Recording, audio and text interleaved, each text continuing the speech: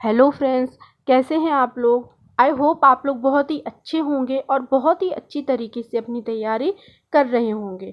तो आज हम जनरेशन ऑफ कंप्यूटर के कुछ महत्वपूर्ण एमसीक्यू करने वाले हैं, जो कि आपके मल्टीटास्किंग ऑफिसर के एग्ज़ाम में महत्वपूर्ण होने वाले हैं। जो कि आपके मतलब ऑल एग्ज़ाम जैसे यूपीएससी हो गया, एसएससी हो गया, रेलवे, बैंकिंग, एमपीपीएससी या स्टेट पीएससी और ईएसबी का कोई भी एग्ज़ाम हो, सभी में महत्वपूर्ण हो जाता है। तो आज हम जो हमारे जो पीढ़ी वाले पोर्शन होता है कि जनरेशन ऑफ कंप्यूटर वाला है, तो उसके हम महत्वपूर्ण एमसीक्यू करेंगे, जो कि आपके जो हरी सिंह गौर यूनिवर्सिटी वाला एग्ज़ाम होने वाला है, उसमें साफ साफ मेंशन किया गया है कि जो कंप्यूटर का बेसिक नॉलेज है वो आपको होना ही चाहिए, है ना। तो आज का सेशन हम स्टार्ट करते हैं। और सेशन स्टार्ट करने से पहले मैं आपको बता दूं कि जो हमारे क्लास की पीडीएफ होती है वो आपको टेलीग्राम चैनल पर अपलोड कर दी जाती है। और जो भी अभी तक हमारे टेलीग्राम चैनल से नहीं जुड़ा है, उसको डिस्क्रिप्शन बॉक्स में एक लिंक मिल जाएगी, तो वहाँ से आप टेलीग्राम चैनल से जुड़ सकते हैं और पीडीएफ डाउनलोड कर सकते हैं। तो चलिए फ्रेंड्स, आज का सेशन हम स्टार्ट करते हैं। और ये रहा हमारा आज का पहला क्वेश्चन। तो फ्रेंड्स, आज हम कंप्यूटर जनरेशन के एमसीक्यू करेंगे, है ना। तो जिसमें हमारे बहुत सारे एमसीक्यू हम करवाने वाले हैं। तो ऐसा नहीं है कि हम एक ही वीडियो में सारे एमसीक्यू कवर करवा दें।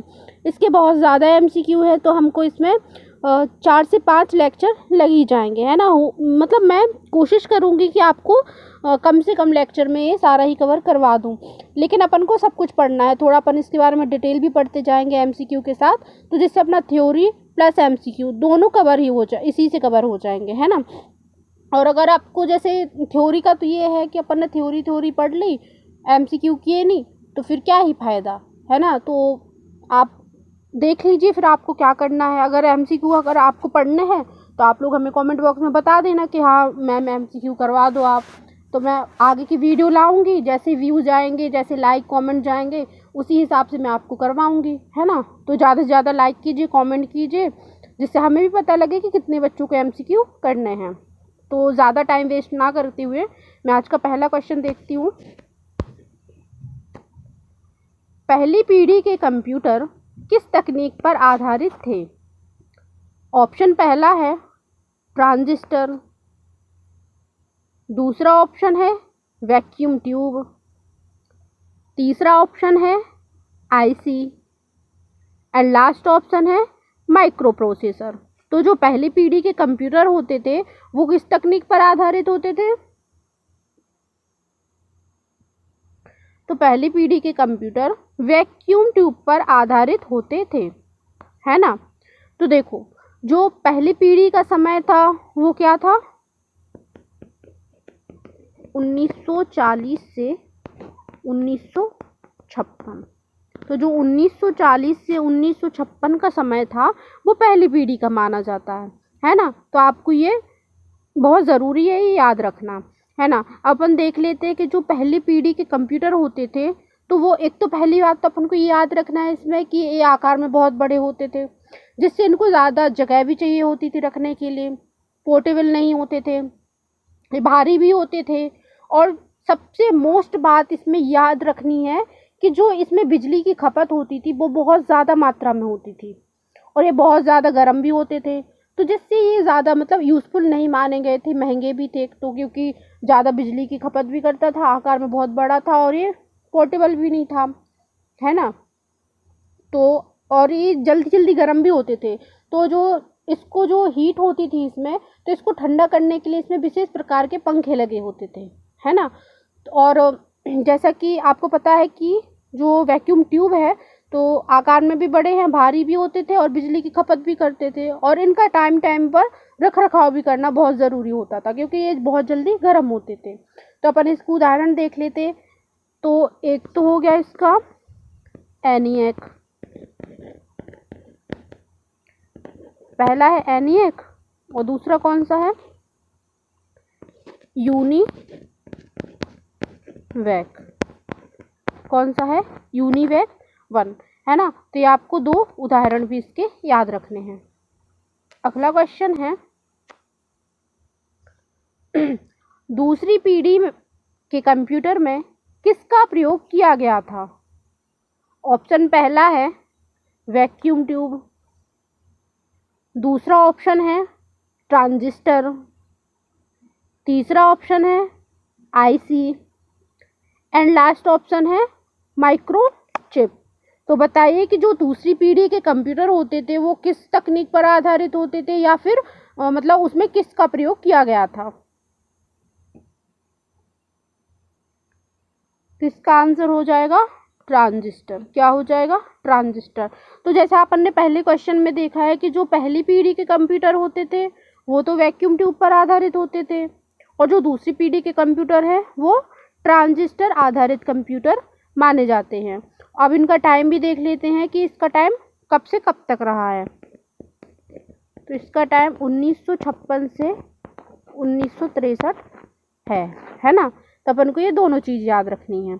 और जो ट्रांजिस्टर होते हैं वो जैसे पहले अपन ने देखा था कि जो पहली पीढ़ी के कंप्यूटर थे वैक्यूम ट्यूब आधारित थे, उसमें आकार बड़ा होता था, लेकिन जो ट्रांजिस्टर आधारित कंप्यूटर होते हैं तो वो साइज़ में बहुत छोटे होते हैं, है ना। छोटे भी होते हैं, तेज़ भी होते हैं और अधिक विश्वसनीय भी थे। और जो दूसरी पीढ़ी के कंप्यूटर थे जो ट्रांजिस्टर पर आधारित कंप्यूटर थे, तो इन कंप्यूटरों की गति और दक्षता में सुधार हुआ पहली पीढ़ी की अपेक्षा। और इसका उदाहरण क्या है, तो उदाहरण अपन देख लेते हैं। तो इसका उदाहरण था IBM 1401, है ना। तो अपन को इसके एग्जाम्पल ज़रूर देखते जाना है। आप चाहे तो नोट डाउन भी करते जाइए साथ के साथ। तो आपको PDF तो आपको दे दी जाएगी, पर कुछ चीज़ें हैं जो आपको नोट डाउन करनी ही पड़ेगी क्लास में रह के, है ना। अगला क्वेश्चन है फ्रेंड्स, मैं आपसे कुछ कहना चाहती हूँ कि अगर आपको जो हम MCQ सीरीज़ लाए हैं, अगर आपको ये कंटिन्यू रखनी है तो आप हमें कमेंट बॉक्स में ज़रूर बताइएगा, जिससे हमें पता लगे कि बच्चों को पढ़ना है या नहीं। तो हम उसी हिसाब से आपके लिए वीडियो लाएंगे, है ना। जैसे हमें लाइक मिलेंगे, जैसे हमें व्यूज़ मिलेंगे, तो हम उसी हिसाब से वीडियो भी बनाएंगे, है ना। और फ्रेंड्स, आपको अगर इसकी PDF चाहिए तो PDF आपको टेलीग्राम चैनल पर मिल जाती है। तो जो भी बच्चा अभी तक हमारे टेलीग्राम चैनल से नहीं जुड़ा है तो वो उसको डिस्क्रिप्शन बॉक्स या कमेंट बॉक्स में लिंक मिल जाएगी, तो वहाँ से आप उस पर ऐड हो जाइए, है ना। अगला क्वेश्चन है तीसरी पीढ़ी के कंप्यूटरों में किस तकनीक का उपयोग किया गया। ऑप्शन पहला है ट्रांजिस्टर, दूसरा ऑप्शन है वैक्यूम ट्यूब, तीसरा ऑप्शन है इंटीग्रेटेड सर्किट या IC, एंड लास्ट ऑप्शन है माइक्रो प्रोसेसर। तो बताइए इसका आंसर क्या हो जाएगा। तो देखो, जिसने शुरू के 2 क्वेश्चन किए हैं उस पर ये बन जाएगा। तो देखो, अपन ने पहली पीढ़ी के देखे थे तो पहली में अपना वैक्यूम ट्यूब हो गया था, दूसरा देखा था तो दूसरा अपना ट्रांजिस्टर हो गया था। अब बचे इंटीग्रेटेड सर्किट और माइक्रो प्रोसेसर। तो अपन को इन 2 में से सिलेक्ट करना है कि अपना आंसर क्या हो जाएगा। तो थोड़ा सा दिमाग लगाइए और बताइए।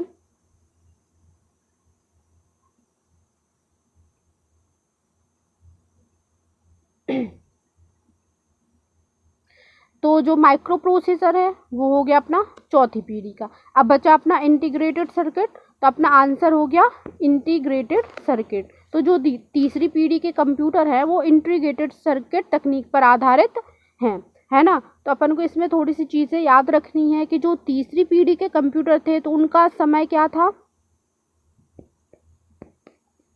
1964 से 1971 तक। क्या है, 1964 से 1971 तक इसका टाइम माना जाता है ना। और जो इंटीग्रेटेड सर्किट होती है ये एक चिप फॉर्म में होती है। इसमें एक चिप पर कई इलेक्ट्रॉनिक घटक समाहित होते हैं या एकत्रित होते हैं, और इससे कंप्यूटर और छोटे, तेज़ और अधिक भरोसेमंद बन गए हैं, है ना। तो अपना ये बहुत ज़्यादा यूज़फुल रहा है। अगला क्वेश्चन है चौथी पीढ़ी के कंप्यूटर किस तकनीक पर आधारित थे। ऑप्शन पहला है माइक्रो प्रोसेसर, दूसरा ऑप्शन है वैक्यूम ट्यूब, तीसरा ऑप्शन है ट्रांजिस्टर, एंड लास्ट ऑप्शन है IC। तो बताइए जल्दी, जिसने 3 क्वेश्चन कर लिए उस पर चौथा तो बन ही जाएगा। बहुत ही आसान है ये क्वेश्चन।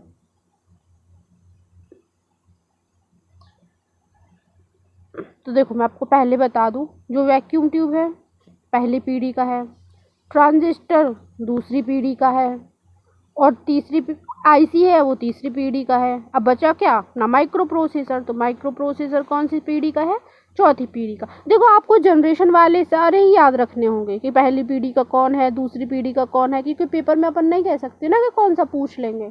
इसमें कोई ये तो है नहीं कि ये मतलब महत्वपूर्ण है कि अपना चौथी पीढ़ी पूछ लिया, कि पांचवी पीढ़ी पूछ लिया, कि पहली पीढ़ी। तो इसमें ये नहीं है, आपको जो जितनी भी पीढ़ियां हैं वो सारी ही याद करनी है, और मैं आपको एमसीक्यू से ही सारी पीढ़ियां कवर करवा दूंगी, है ना। तो आपको कहीं और पढ़ने की ज़रूरत भी नहीं पड़ेगी, आपका एमसीक्यू से ही कवर होने वाला है ना। तो जैसा कि अपन टाइम देख रहे थे, तो इसमें भी चौथी पीढ़ी का भी टाइम देख लेते हैं। तो इसका टाइम क्या था, 1971 से आज तक, है ना। तो जो हम वर्तमान में यूज़ कर रहे हैं ना, वो भी माइक्रो प्रोसेसर पर ही आधारित कंप्यूटर यूज़ हो रहे हैं आज के समय में, है ना। तो अपना टाइम क्या हो गया, 1971 से आज तक, है ना।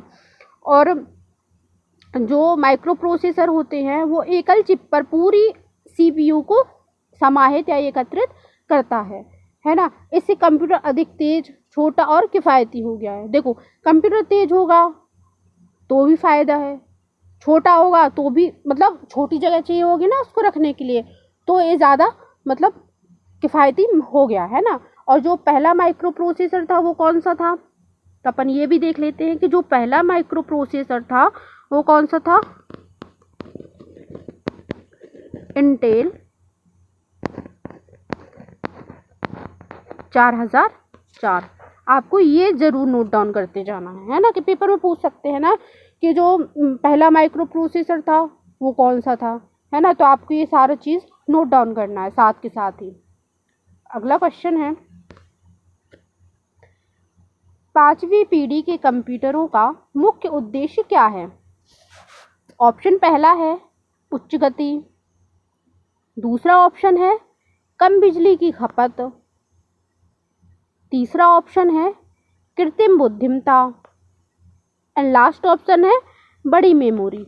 तो बताइए कि पांचवी पीढ़ी के कंप्यूटर थे तो उनका लक्ष्य क्या था।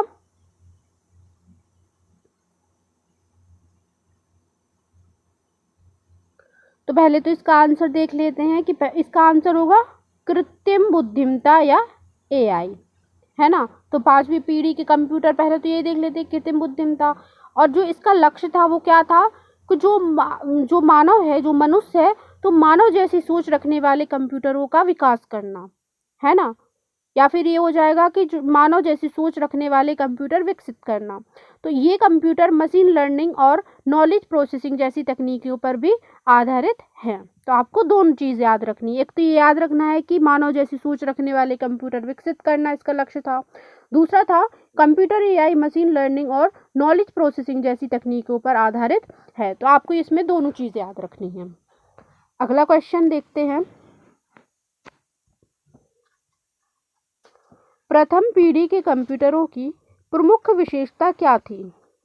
ऑप्शन पहला है तेज गणना, दूसरा ऑप्शन है आईसी का उपयोग, तीसरा ऑप्शन है बहुत अधिक गर्मी उत्पन्न करना, एंड लास्ट ऑप्शन है ग्राफिकल यूजर इंटरफेस।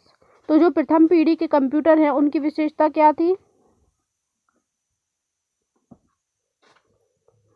तो अपन ने पहले क्वेश्चन में देखा था, उसमें तेज गणना की चर्चा अपन ने नहीं की थी, आईसी का उपयोग किया ऐसा भी नहीं अपन ने देखा, ग्राफिकल यूज़र इंटरफेस ये तो बिल्कुल भी नहीं किया। तो अपना बचा क्या, बहुत अधिक गर्मी उत्पन्न करना। तो जो पहली पीढ़ी के कंप्यूटर होते थे तो उनमें बहुत अधिक गर्मी उत्पन्न होती थी, क्या होती थी, बहुत अधिक हीट उत्पन्न होती थी, और ये ज़्यादा आकार में भी बड़े होते थे, है ना। और जो इसमें वैक्यूम ट्यूब का भी उपयोग किया जाता, अपन ने ये भी किया था कि जो पहली पीढ़ी के कंप्यूटर थे तो वैक्यूम ट्यूब पर आधारित थे, है ना। और अपन ने बहुत अधिक गर्मी देख ही ली है, और ये जल्दी ख़राब हो जाती थी जिससे कंप्यूटर कम विश्वसनीय होते थे, है ना। और ये लगातार इनका रखरखाव देखना पड़ता था, तो ये ज़्यादा मतलब यूज़फुल नहीं माने गए थे, है ना। और जो इसमें बहुत अधिक गर्मी उत्पन्न होती थी तो इसको ठंडा करने के लिए इसमें विशेष प्रकार के पंखे लगाए जाते थे। तो आपको इसमें सारी चीज़ें याद रखनी है। अगला क्वेश्चन है, निम्न में से कौन सा कंप्यूटर दूसरी पीढ़ी का है। ऑप्शन पहला है ENIAC, दूसरा ऑप्शन है IBM 7090, तीसरा ऑप्शन है PDP-11 एंड लास्ट ऑप्शन है Altair 8800। तो बताइए कि दूसरी पीढ़ी का कौन सा कंप्यूटर है।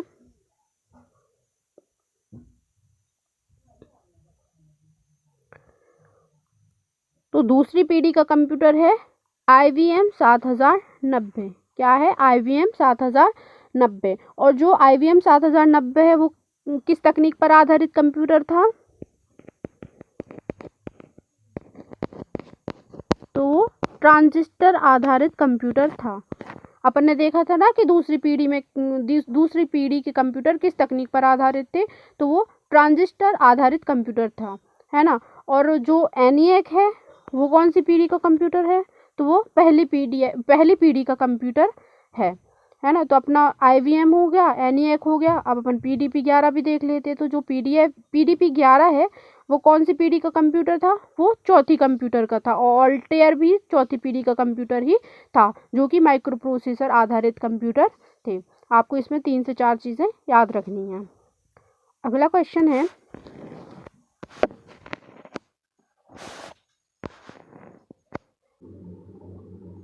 है, इंटीग्रेटेड सर्किट का विकास किस पीढ़ी में हुआ?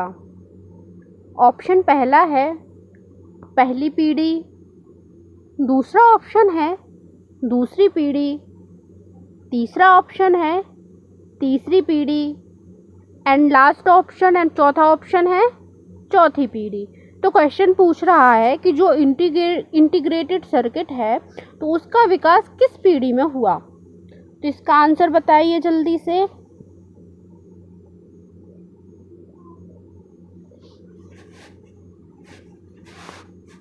तो इसका आंसर क्या हो जाएगा?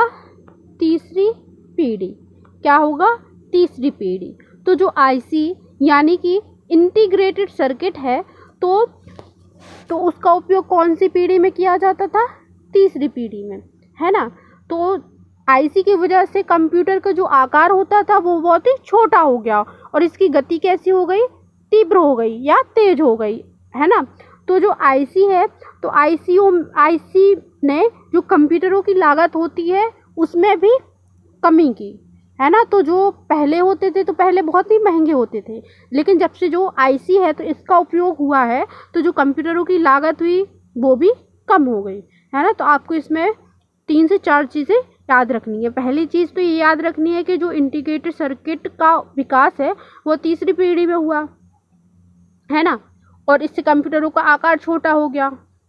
तीसरी चीज़ है गति तेज़ हो गई या अधिक हो गई।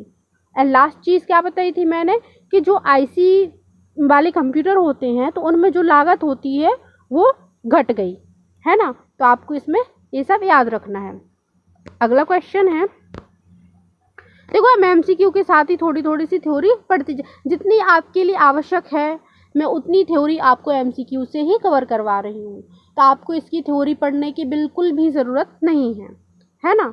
तो आप मेरे साथ पढ़ते जाइए, क्लास लीजिए। PDF से कुछ नहीं होने वाला, क्योंकि PDF में सिर्फ आपको आंसर मिलेगा, आंसर मिलेगा, है ना। लेकिन जब तक अपन 3 ऑप्शन को नहीं देखेंगे तब तक अपना आंसर नहीं बनेगा। और मैं आपको जितनी भी डिटेल करवा रही हूँ वो आपको PDF में कहीं नहीं मिलेगी, आपको सिर्फ उसका आंसर दिया जाएगा बस। तो डायरेक्ट आंसर पढ़ने से कुछ नहीं होगा, उसके बारे में थोड़ी सी और जानकारी लेना बहुत ही ज़्यादा महत्वपूर्ण है, क्योंकि आपको अलग से थ्योरी नहीं पढ़नी पड़ेगी।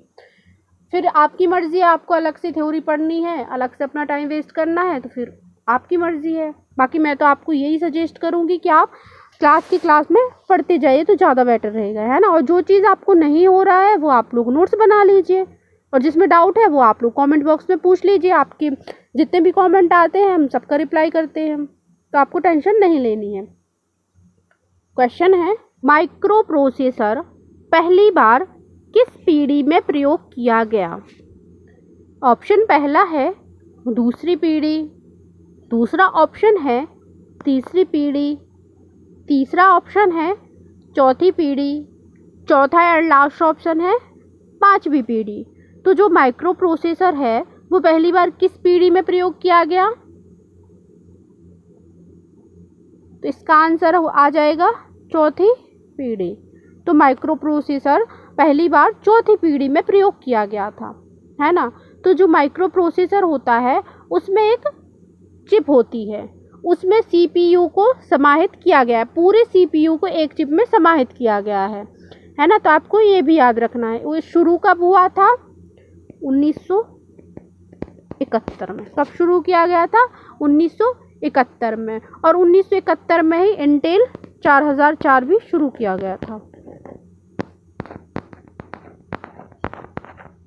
तो ये दोनों एक साथ ही शुरू किए गए थे, है ना।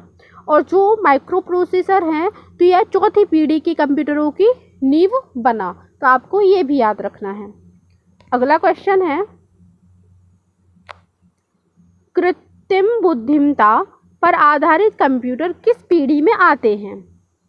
ऑप्शन पहला है दूसरी पीढ़ी, दूसरा ऑप्शन है तीसरी पीढ़ी, तीसरा ऑप्शन है चौथी पीढ़ी एंड लास्ट ऑप्शन है पांचवी पीढ़ी। तो जो कृत्रिम बुद्धिमत्ता पर आधारित कंप्यूटर हैं वो किस पीढ़ी में आते हैं?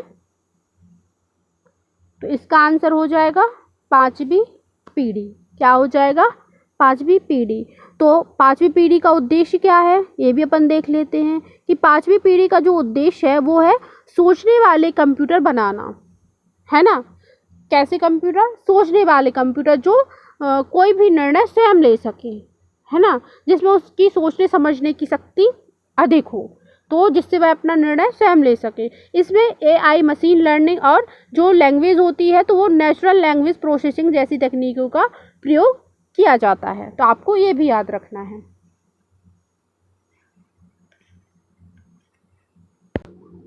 अगला क्वेश्चन है, एनीएक कंप्यूटर किस पीढ़ी का उदाहरण है? ऑप्शन पहला है पहली पीढ़ी का, दूसरा ऑप्शन है दूसरी पीढ़ी का, तीसरा ऑप्शन है तीसरी पीढ़ी का एंड लास्ट ऑप्शन है चौथी पीढ़ी का। तो बताइए कि जो एनीएक कंप्यूटर है वो पहली पीढ़ी का है कि दूसरी पीढ़ी का है कि तीसरी पीढ़ी का है कि चौथी पीढ़ी का है? तो बताइए इसका आंसर।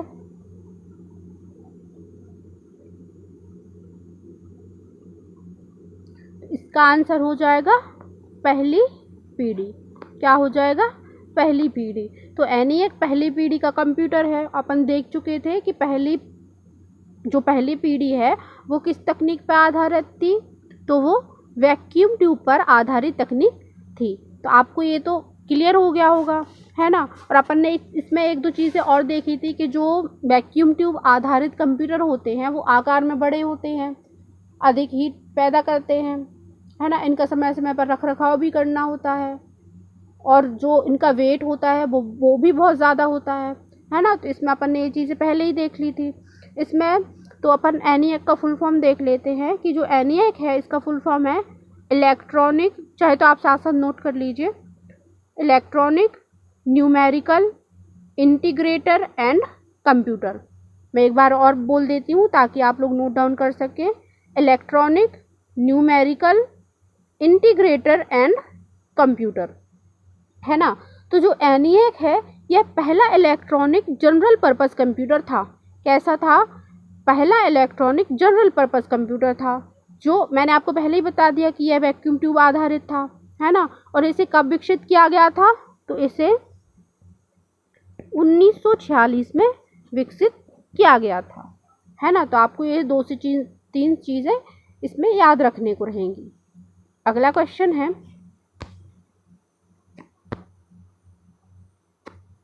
पहली बार उच्च स्तरीय भाषा किस पीढ़ी में प्रयोग में आई? ऑप्शन पहला है पहली पीढ़ी, दूसरा ऑप्शन है दूसरी पीढ़ी, तीसरा ऑप्शन है तीसरी पीढ़ी एंड लास्ट ऑप्शन है चौथी पीढ़ी। तो क्वेश्चन क्या पूछा है कि जो पहली बार हाई लेवल लैंग्वेज है वो किस पीढ़ी में प्रयोग में आई? तो बताइए इसका आंसर क्या हो जाएगा।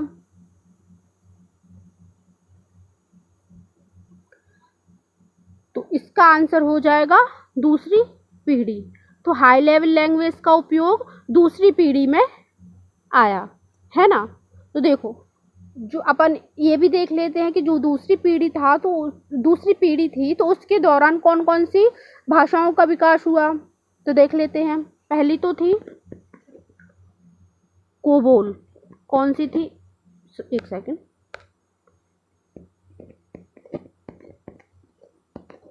कोबोल। दूसरी कौन थी,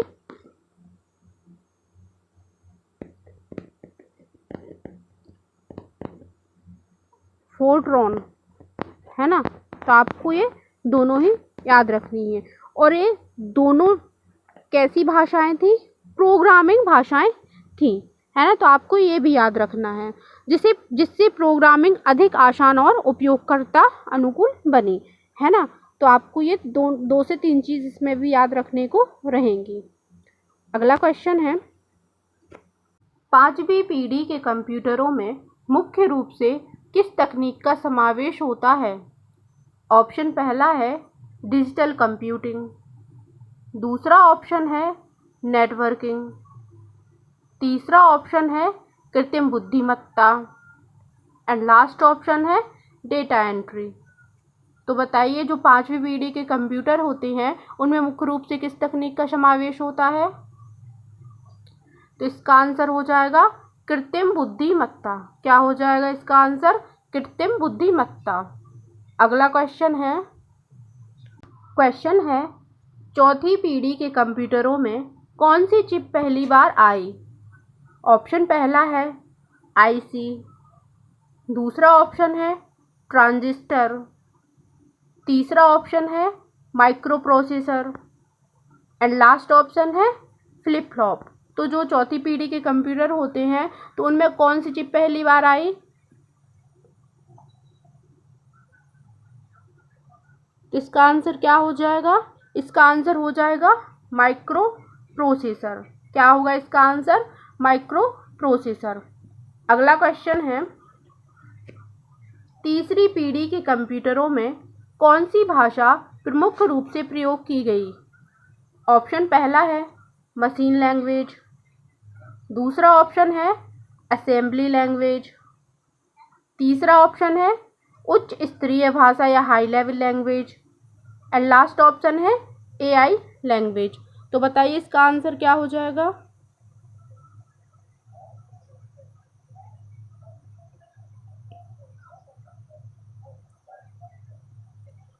तो इसका आंसर हो जाएगा उच्च स्तरीय भाषा या हाई लेवल लैंग्वेज। तो जो तीसरी पीढ़ी के कंप्यूटर होते थे तो उनमें उच्च स्तरीय भाषा का प्रयोग किया जाता था। तो इसमें कौन कौन सी भाषाओं का प्रयोग किया जाता था, जैसे बेसिक हो गया, है ना। दूसरी कौन सी है, पास्कल हो गई, तीसरी कौन सी है, सी। तो ये तीनों लैंग्वेज तीसरी पीढ़ी कंप्यूटरों के में उपयोग की जाती थी, है ना। तो ये हाई लेवल लैंग्वेज मानी जाती हैं। क्वेश्चन है, तीसरी पीढ़ी के कंप्यूटरों में प्रयोग की जाने वाली आईसी किस प्रकार की थी। ऑप्शन पहला है एसएसआई, दूसरा ऑप्शन है एलएसआई, तीसरा ऑप्शन है वीएलएसआई एंड लास्ट ऑप्शन है यूएलएसआई। तो बताइए इसका आंसर क्या हो जाएगा।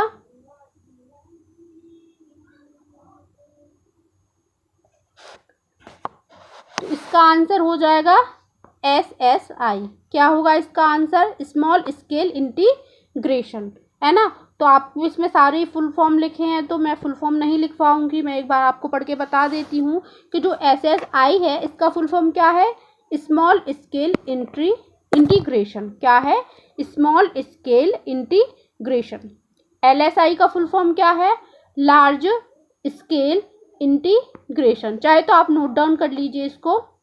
वीएलएसआई का फुल फॉर्म क्या है, very large scale integration and last है यूएलएसआई। तो यूएलएसआई का फुल फॉर्म है अल्ट्रा लार्ज स्केल इंटीग्रेशन, है ना। तो ये आपको चारों फुल फॉर्म भी याद रखने रहेंगे।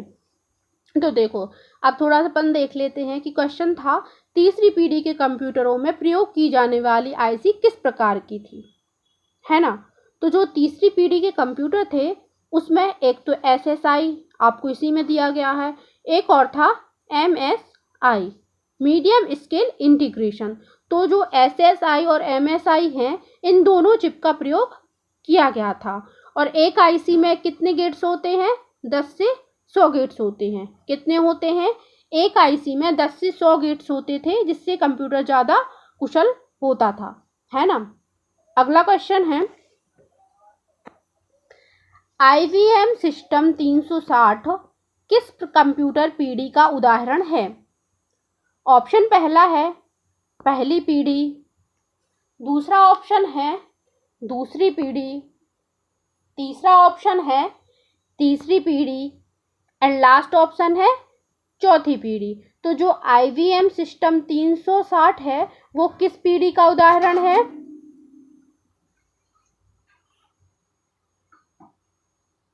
तो इसका आंसर हो जाएगा तीसरी पीढ़ी। तो आईवीएम सिस्टम 360 तीसरी पीढ़ी का कंप्यूटर है ना। और ये किस पे आधारित है, तो ये आईसी आधारित है और इसमें विभिन्न मॉडल उपलब्ध थे, ये भी आपको याद रखना है। अगला क्वेश्चन है, निम्नलिखित में से कौन सा कंप्यूटर माइक्रो प्रोसेसर आधारित नहीं है। ऑप्शन पहला है ऑल्टेयर 8800, दूसरा ऑप्शन है एप्पल 1, तीसरा ऑप्शन है आईवीएम 1401 एंड लास्ट ऑप्शन है इंटेल 8085। तो इसका आंसर क्या है, इसका आंसर होगा आईवीएम 1401। क्या होगा, आईवीएम 1401। और जो आईवीएम 1401 है वो किस पे आधारित कंप्यूटर था, तो वो ट्रांजिस्टर आधारित कंप्यूटर था। और अपन ने देखा था कि जो ट्रांजिस्टर आधारित कंप्यूटर थे वो कौन सी पीढ़ी के हिस्सा थे, तो वो दूसरी पीढ़ी का हिस्सा था। और जो आईवीएम 1401 है वो बस ट्रांजिस्टर आधारित कंप्यूटर था। बाकी इसके अलावा जितने भी कंप्यूटर थे वो माइक्रो प्रोसेसर आधारित कंप्यूटरों की श्रेणी में आते हैं। तो आपको ये भी याद रखना है। अगला क्वेश्चन है, एलएसआई और वीएलएसआई तकनीकों का उपयोग किस कंप्यूटर पीढ़ी से शुरू हुआ। ऑप्शन पहला है दूसरी पीढ़ी, दूसरा ऑप्शन है तीसरी पीढ़ी, तीसरा ऑप्शन है चौथी पीढ़ी एंड लास्ट ऑप्शन है पांचवी पीढ़ी। तो जो एलएसआई और वीएलएसआई तकनीकों का उपयोग है वो कंप्यूटर की किस पीढ़ी से शुरू हुआ था, बताइए।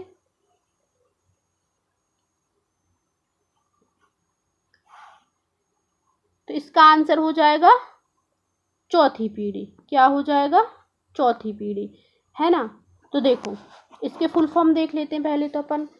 तो एलएसआई का फुल फॉर्म क्या है, लार्ज स्केल इंटीग्रेशन। चाहे तो आप साथ के साथ नोट डाउन करते जाइए। एलएसआई का फुल फॉर्म क्या है, लार्ज स्केल इंटीग्रेशन। क्या हो जाएगा इसका full form, large scale integration, है ना। तो एलएसआई का अपना हो गया। अब देखते हैं वीएलएसआई का। तो वीएलएसआई का फुल फॉर्म है वेरी लार्ज स्केल इंटीग्रेशन। क्या है इसका full form, very large scale integration. I hope आपका नोट डाउन हो गया होगा। तो अपन ने इसके दोनों फुल फॉर्म देख लिए हैं और ये भी देख लिया है कि इनका उपयोग कौन सी पीढ़ी में किया जाता है। तो इनका उपयोग चौथी पीढ़ी में किया जाता है। तो जो एलएसआई और वीएलएसआई है ना, तो इसमें एक चिप में हजारों घटकों को जोड़ा जाता था, है ना। तो आपको ये भी याद रखना है। अगला क्वेश्चन है, निम्न में से कौन सी तकनीक आज भी पांचवी पीढ़ी के कंप्यूटरों में पूर्णतः विकसित नहीं हुई। ऑप्शन पहला है माइक्रो प्रोसेसर, दूसरा ऑप्शन है इंटरनेट, तीसरा ऑप्शन है natural language processing and last option है हार्ड डिस्क। तो बताइए इसका आंसर क्या हो जाएगा।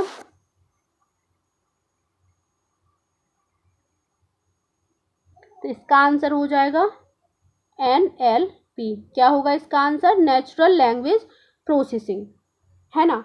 तो जो NLP है वो अभी भी शोध और विकास के अधीन मानी जाती है और इसमें कंप्यूटर मनुष्यों की भाषा को पूरी तरह समझने और फीडबैक देने में भी अभी पूर्ण रूप से सक्षम नहीं हुआ है, आपको ये भी याद रखना है।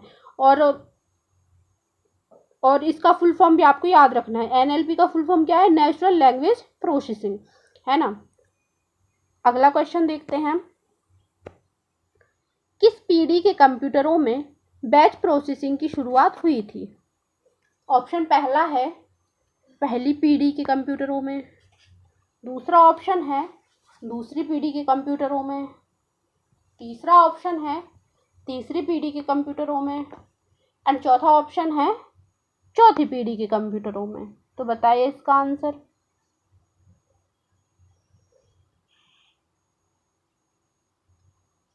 तो इसका आंसर हो जाएगा दूसरी पीढ़ी, है ना। तो बैच प्रोसेसिंग की शुरुआत कब हुई थी? दूसरी पीढ़ी के कंप्यूटरों में, है ना। और आपको ये भी याद रखना है कि जो दूसरी पीढ़ी के कंप्यूटर थे तो वो ट्रांजिस्टर तकनीक आधारित कंप्यूटर थे। कैसे थे? ट्रांजिस्टर। और पहली पीढ़ी के कंप्यूटर वैक्यूम ट्यूब। तो आपको ये भी याद रखना है ना। तो जो बैच प्रोसेसिंग है इसमें कई जॉब्स को एक साथ प्रोसेस किया जाता है ना। इससे CPU की दक्षता बढ़ जाती है, तो आपको ये भी याद रखना है। अगला क्वेश्चन है, पैरेलल प्रोसेसिंग किस कंप्यूटर की पीढ़ी से संबंधित है? ऑप्शन पहला है दूसरी पीढ़ी, दूसरा ऑप्शन है तीसरी पीढ़ी, तीसरा ऑप्शन है चौथी पीढ़ी एंड लास्ट ऑप्शन है पांचवी पीढ़ी। तो जो पैरेलल प्रोसेसिंग है तो वो कौन सी पीढ़ी से संबंधित है? तो इसका आंसर हो जाएगा पांचवी पीढ़ी। क्या हो जाएगा कि जो पैरेलल प्रोसेसिंग है वो पांचवी पीढ़ी के कंप्यूटरों में प्रयोग किया जाता है ना, जिससे एक साथ कई कार्य करने की क्षमता बढ़ जाती है। तो आपको ये भी याद रखना है। अगला क्वेश्चन है, AI और NLP आधारित कंप्यूटर मुख्य रूप से किस देश की पहल पर विकसित किए गए? ऑप्शन पहला है अमेरिका, दूसरा ऑप्शन है भारत, तीसरा ऑप्शन है जापान एंड लास्ट ऑप्शन है रूस।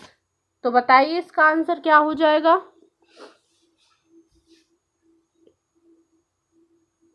इसका आंसर हो जाएगा जापान। क्या होगा? जापान। और कब विकसित किया गया था?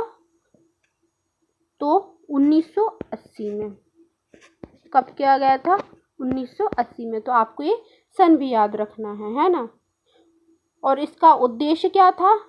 AI और प्रोलोग आधारित कंप्यूटर बनाना। इसका उद्देश्य क्या था? AI आधारित और प्रोलोग आधारित कंप्यूटर बनाना। नेक्स्ट क्वेश्चन है, कौन सा कंप्यूटर चिप आधारित पहला पर्सनल कंप्यूटर माना जाता है?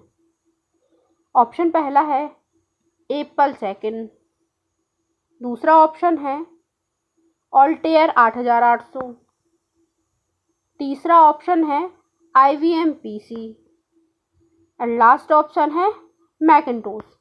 तो बताइए इसका आंसर क्या हो जाएगा? तो इसका आंसर हो जाएगा ऑल्टेयर 8800। क्या हो जाएगा इसका आंसर? ऑल्टेयर 8800, है ना। और इसकी शुरुआत कब हुई थी? 1975 में। कब हुई थी? 1975 में इसकी शुरुआत हुई थी। और ये मतलब किस तकनीक पर आधारित कंप्यूटर था? तो यह पहला माइक्रो प्रोसेसर आधारित व्यक्तिगत कंप्यूटर माना जाता था, है ना। और इसमें कौन सी चिप का प्रयोग किया गया था? इसमें इंटेल 8800 का प्रयोग, इसमें इंटेल 8080 चिप का प्रयोग हुआ था। किसका? इंटेल 8080 चिप का प्रयोग हुआ था। अगला क्वेश्चन है, निम्न में से कौन सी विशेषता तीसरी पीढ़ी के कंप्यूटरों की नहीं है। ऑप्शन पहला है कम हीट जनरेशन, दूसरा ऑप्शन है आईसी का उपयोग, तीसरा ऑप्शन है assembly language and last option है माइक्रो प्रोसेसर। तो बताइए जो तीसरी पीढ़ी के कंप्यूटर हैं तो इनमें से उसकी विशेषता कौन सी नहीं है।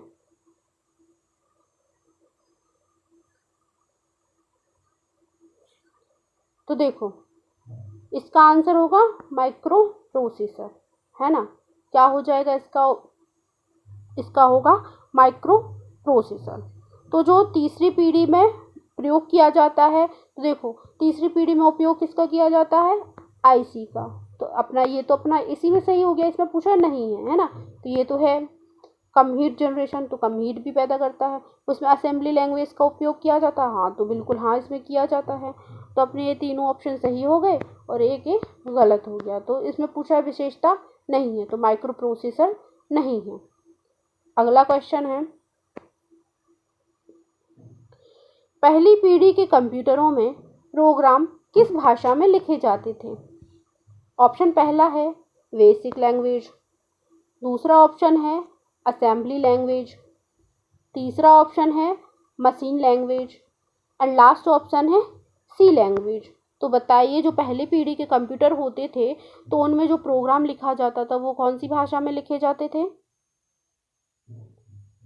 तो इसका आंसर हो जाएगा मशीन लैंग्वेज। क्या हो जाएगा, मशीन लैंग्वेज, है ना। तो जो पहली पीढ़ी के कंप्यूटर होते था तो वो केवल बाइनरी कोड जैसे 0 और 1, तो वो सिर्फ बाइनरी कोड समझते थे, 0 और 1 समझते थे। और 0 और 1 को जो कोडिंग लैंग्वेज होती थी उसे ही मशीन लैंग्वेज कहा जाता था। यह सिर्फ नंबर वाली समझता था, 0 और 1 ही समझता था और यह सबसे निचले स्तर की भाषा मानी जाती है। तो आपको ये भी याद रखना है ना। अगला क्वेश्चन है, यूनिवैक कंप्यूटर किस उद्देश्य से प्रसिद्ध था।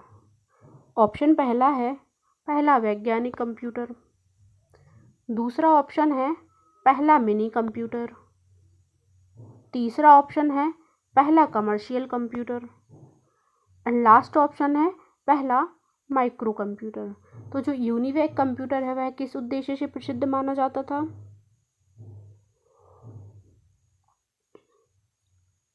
तो यूनिवैक कैसा कंप्यूटर था, पहला कमर्शियल कंप्यूटर से प्रसिद्ध था, है ना। तो यूनिवैक का फुल फॉर्म देख लेते हैं।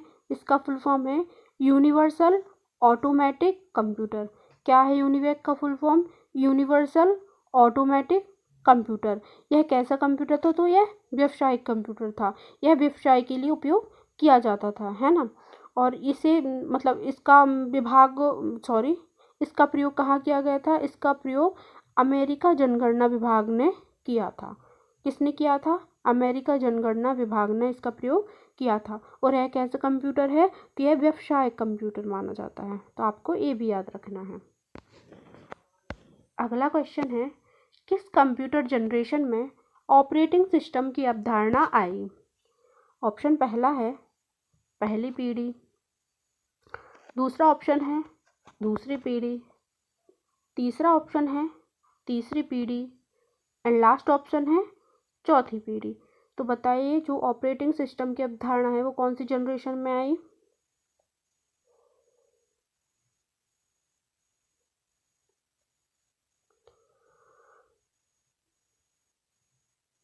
तो जो तीसरी पीढ़ी है तो तीसरी पीढ़ी में ऑपरेटिंग सिस्टम की अवधारणा आई, है ना, जिससे कंप्यूटरों में मल्टी प्रोग्रामिंग और टाइम शेयरिंग जैसी क्षमताएं बढ़ गई। तो आपको ये भी याद रखना है।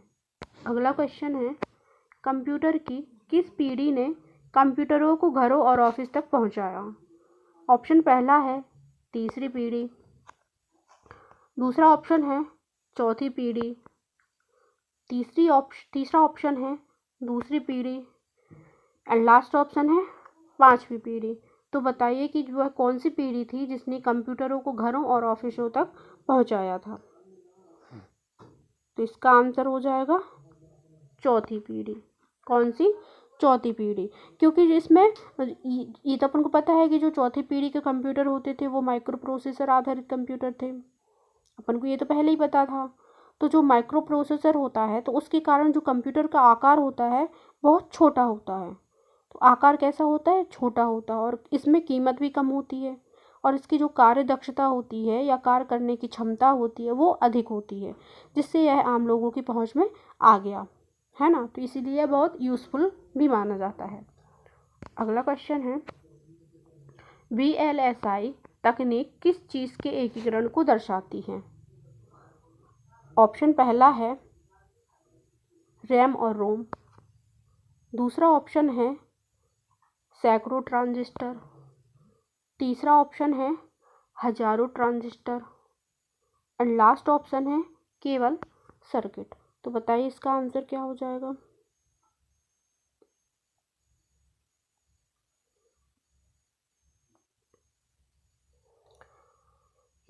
तो इसका आंसर हो जाएगा हजारों ट्रांजिस्टर। क्या होगा? हजारों ट्रांजिस्टर। अब VLSI का फुल फॉर्म देख लेते हैं। तो इसका फुल फॉर्म है वेरी लार्ज स्केल इंटीग्रेशन। क्या है VLSI का full form? Very large scale integration, है ना। तो इसमें एक चिप होती है जिस पर हजारों ट्रांजिस्टर एकीकृत किए जाते हैं, और ये कौन सी पीढ़ी के कंप्यूटर माने जाते हैं? चौथी पीढ़ी के कंप्यूटर माने जाते हैं, है ना। तो देखो इसमें रैम और रोम दिया है, इसके फुल फॉर्म बहुत ज़्यादा पेपर में पूछे जाते हैं, तो अपन इसके फुल फॉर्म देख लेते हैं। तो पहले तो अपन रैम का फुल फॉर्म देखते हैं। तो रैम का फुल फॉर्म क्या है? Random access memory. क्या है रैम का full form? Random access memory. अब देखते हैं रोम का फुल फॉर्म। तो रोम का फुल फॉर्म क्या है? Read only memory. क्या है इसका full form? Read only memory, है ना। तो आज के लिए बस इतना ही करते हैं, क्योंकि फिर ज़्यादा लंबा वीडियो हो जाएगा। तो अभी हमारे कंप्लीट नहीं हुए हैं, है ना। तो इसका हम जितना भी रह गया है वो आगे की वीडियो में करवा देंगे। तो फ्रेंड्स आज के लिए बस इतना ही। कल फिर मुलाकात होगी ऐसे ही मज़ेदार वीडियो के साथ। तब तक के लिए bye bye, take care, have a nice day, thank you.